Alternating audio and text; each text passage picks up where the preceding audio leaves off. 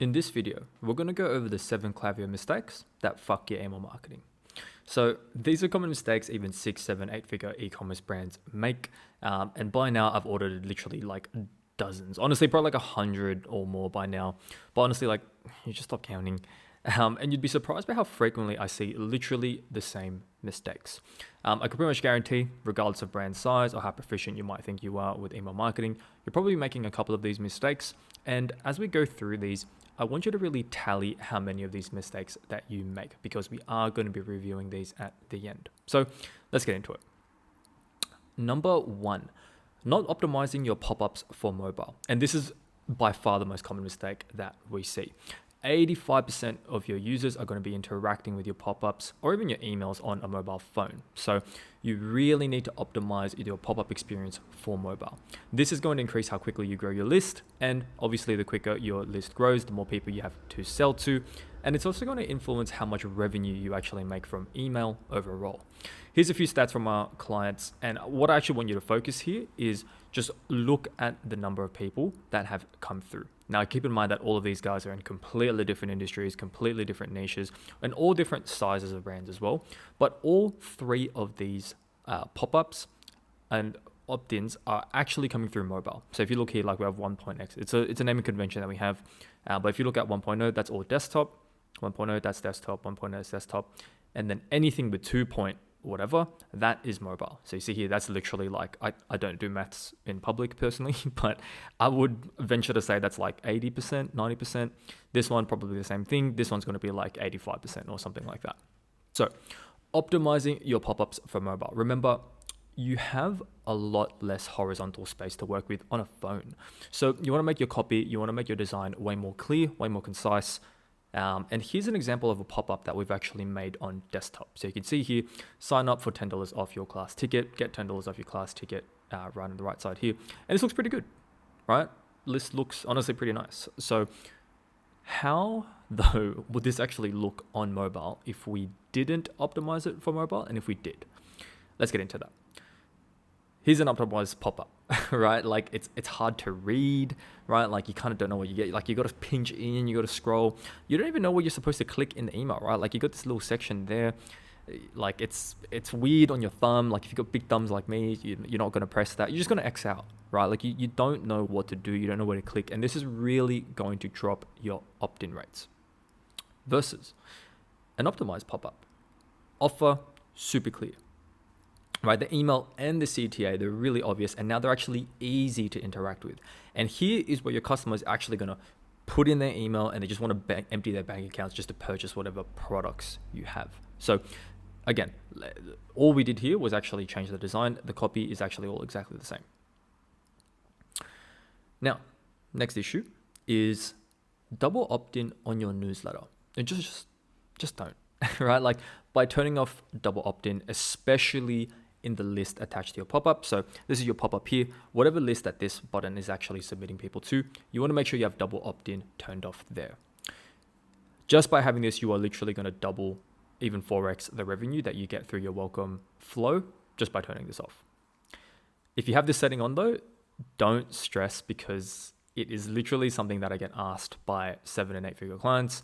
Or brands where they'll be like, why aren't people going through my welcome series? I'm confused, or I set up a new pop-up, but it's not working. It's because you have double opt-in on. So like, yeah, look, we click one button, right? Founder makes 2 times more money. I guess it's a win-win, makes us look smart. But literally all you have to do, go into Klaviyo, go to your list, check in opt-in process, and make sure that this is off.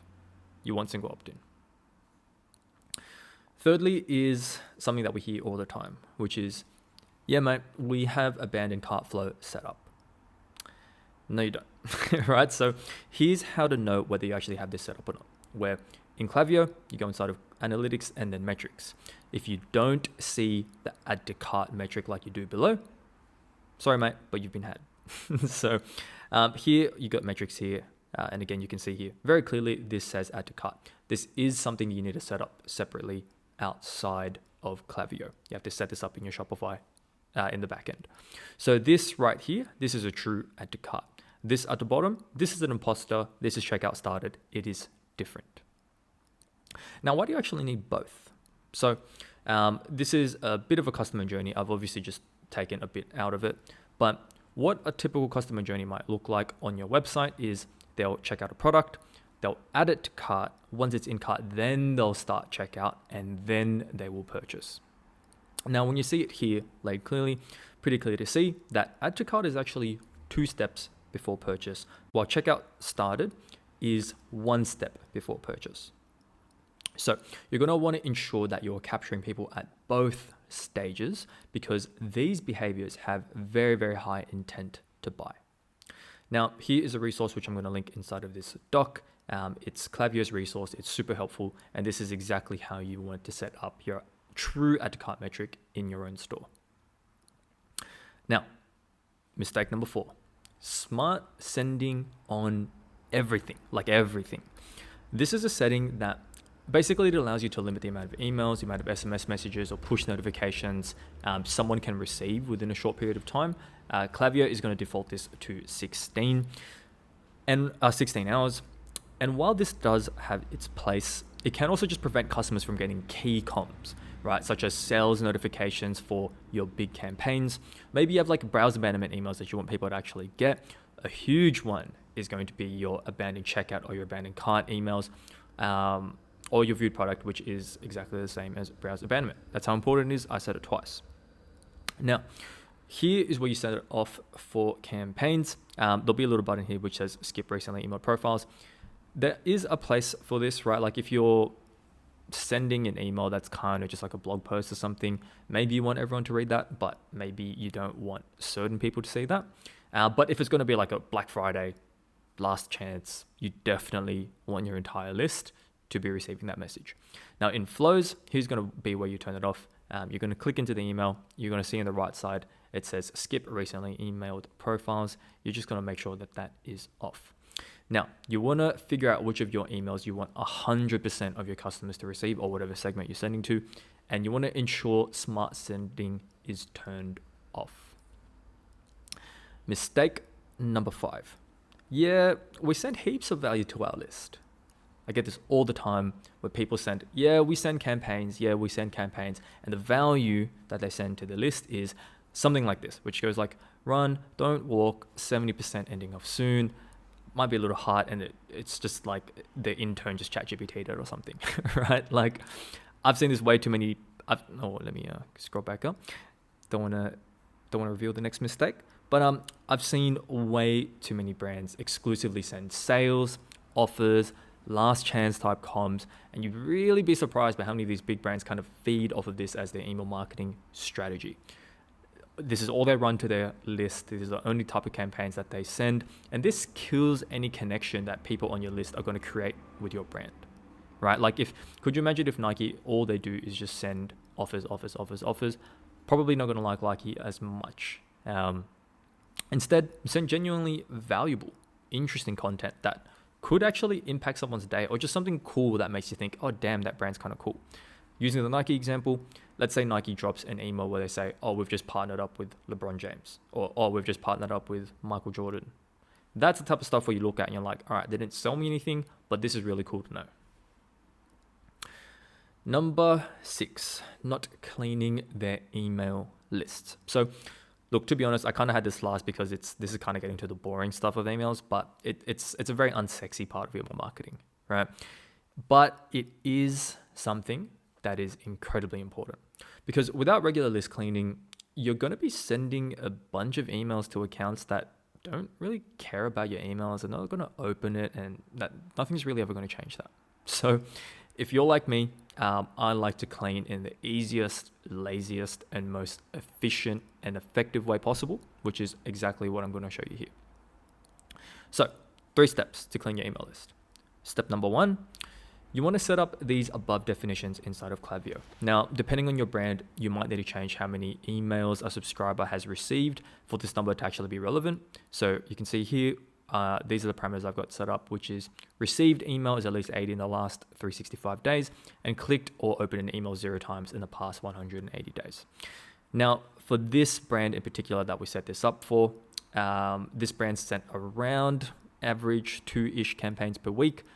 they'd be doing this every single month, which is equal to around 96 emails in 365 days. Now, we did just do a general adjustment here, but again, if someone has received 80 emails from your brand, but they haven't opened anything in the past 6 months, they probably don't care about your brand anymore. And as you can see here, 42,000 members inside of this Klaviyo, inside of this segment. So for this brand, they were sending to 42,000 people that just were not opening their emails. Very bad for deliverability. And you're just sending a message to people that just don't want to hear it. That's how you get flagged as spam. Anyway, number 2. Now you want to set up the above definitions inside of Klaviyo. This one, it is going to be the exact same for every single store. Set this up exactly as pictured.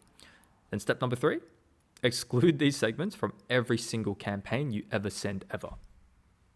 No exceptions. Boom, you're done. List has been cleaned. And now, finally, number 7, you're probably overpaying for your Klaviyo account. Now, if you don't know who this bloke is, he's Andrew Bialecki. I hope I didn't butcher his name, but he's the CEO of Klaviyo. And he doesn't want me to tell you this because his investors are going to be very upset. Klaviyo just went public and they want to kill it for them, obviously.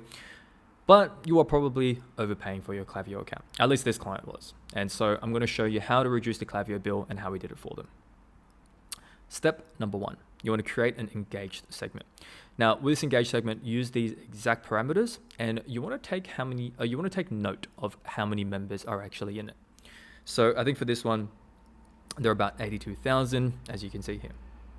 Now, number 2, you want to go into your actual profile, and then you want to adjust your active profiles in your plan, basically just to closer match your engaged segment. So you can see here that we've got about 82,000 members, and at the time when we looked into this account, they were paying for a Klaviyo account that had 145,000 profiles with 1.4 million cents.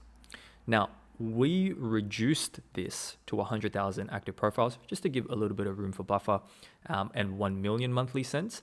And all you want to do is you want to make sure that you have enough monthly usage just to accommodate for your campaign cents. So just to run some math, I know I said I don't like doing math, but you kind of have to sometimes. I just chat GPT'd it. But in this example, the engaged segment is 80K, and they have 1 million email sends from the downgrade that we did.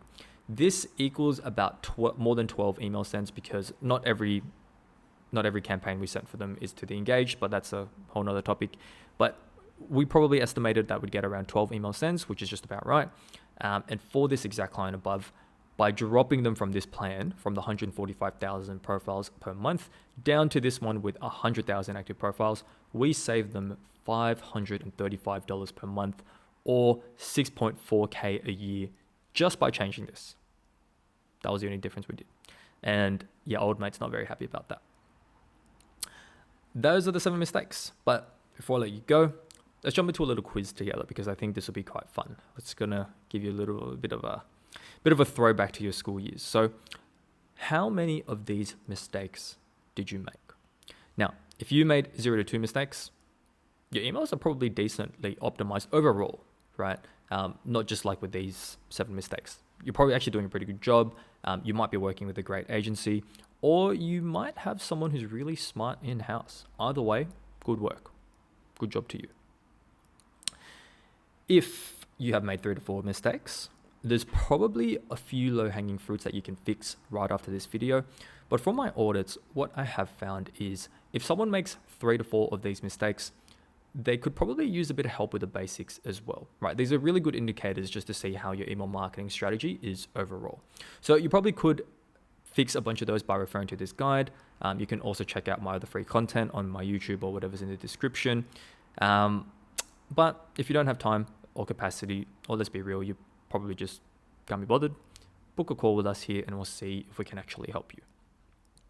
If you've made 5 to 7 mistakes, then damn, you probably should have someone look inside your Klaviyo account. So you can reach out to us for a free audit. We're not going to sell you anything. You probably, honestly, most definitely need it. And if there is room for us to work together, we'll let you know. If not, then you walk away knowing what to actually do inside of your Klaviyo account. And also there's a bunch of free stuff here that will help you, which I'm just going to link inside of the Gamma doc below. And then you can just click that for yourself. A few other links here.